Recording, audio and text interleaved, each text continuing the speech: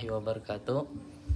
Perkenalkan, nama saya Muhammad Amin, bisa dipanggil dengan Amin, NPM 21150281, Prode Ekonomi Syariah kelas khusus.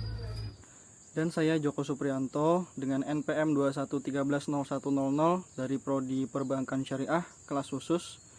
Di channel YouTube ini kami akan menjelaskan tentang perjalanan hidup Sultan Muhammad Al-Fatih. Sebelum itu jangan lupa komen, like, dan subscribe. Muhammad Al-Fatih dilahirkan pada tanggal 30 Maret 1432 di Edirne, Turki, dengan nama Mehmed bin Murad. Ayahnya adalah Sultan Murad II, pemimpin Turki Utsmaniyah. Ibunya adalah Huma Hatun, istri keempat dari Sultan Murad II. Muhammad Al-Fatih adalah anak ketiga dari ayahnya dan ia menghabiskan masa kecilnya di Edirne. Pada tahun 1444, ayahnya berhasil berdamai dengan musuhnya di Eropa. Karena ingin pensiun, Murad II melepas tahtanya dan mengangkat Muhammad Al-Fatih sebagai sultan dengan usianya yang baru beranjak 12 tahun. Muhammad Al-Fatih hanya memerintah selama 2 tahun. Ini disebabkan pada 1446 permohonan dari banyak tokoh-tokoh politik dan militer mendorong Murad II untuk kembali ke tahta memimpin Turki Utsmaniyah. Selama waktu ini, Mehmed atau yang biasa kita kenal dengan Muhammad Al-Fatih kembali memerintah di Manisa dan melanjutkan studinya. Selain itu, Muhammad Al-Fatih mendapat pengalaman pertempuran pertamanya di dalam pertempuran Kosovo melawan pasukan Hungaria pada bulan Oktober 1448.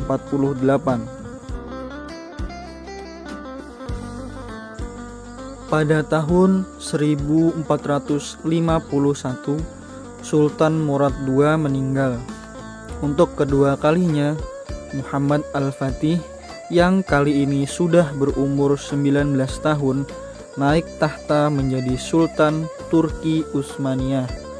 Bertekad membuktikan dirinya di mata tokoh-tokoh senior dan masyarakat Turki Utsmaniyah, Muhammad Al-Fatih ingin mewujudkan tujuan utamanya, yaitu penaklukan Konstantinopel, ibu kota Bizantium atau Romawi Timur. Dia segera mempersiapkan bangsanya untuk pertempuran yang akan datang. Sepanjang tahun 1452, Muhammad Al-Fatih menghabiskan waktunya membangun benteng-benteng untuk mengendalikan laut Bosporus yang mengelilingi kota Konstantinopel. Selain itu, Muhammad Al-Fatih juga mulai membangun armada sebesar 31 kapal perang galai serta puluhan kapal-kapal lainnya dan menciptakan meriam baru dengan kaliber yang cukup besar.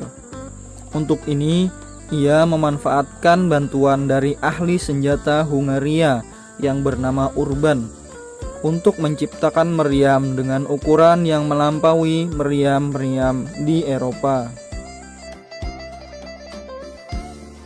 Pada 6 April 1453, Sultan Muhammad Al-Fatih mengumpulkan pasukan dengan jumlah besar yang dikatakan mencakup setidaknya 100.000 tentara dan muncul di depan tembok kota yang kuat dengan penuh percaya diri.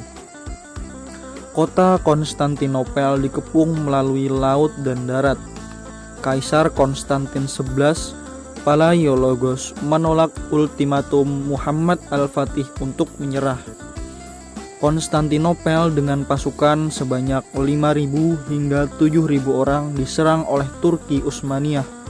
Meriam Turki yang besar ditembakkan ke arah dinding. Namun waktu interval penggempuran meriam ini memberi kesempatan bagi pasukan Konstantinopel untuk memperbaiki dindingnya. Akhirnya, pada 29 Mei 1453, setelah 53 hari pengepungan, bagian dinding Konstantinopel yang hancur memberi celah untuk pasukan Turki Utsmaniyah masuk. Kaisar Konstantin XI Palaiologos meninggal bersama pasukannya ketika menyerbu pasukan Turki Utsmaniyah yang masuk. Setelah menaklukkan Konstantinopel, Mehmed II atau Muhammad Al-Fatih mendapatkan gelar julukannya sebagai Al-Fatih yang memiliki arti sang penakluk.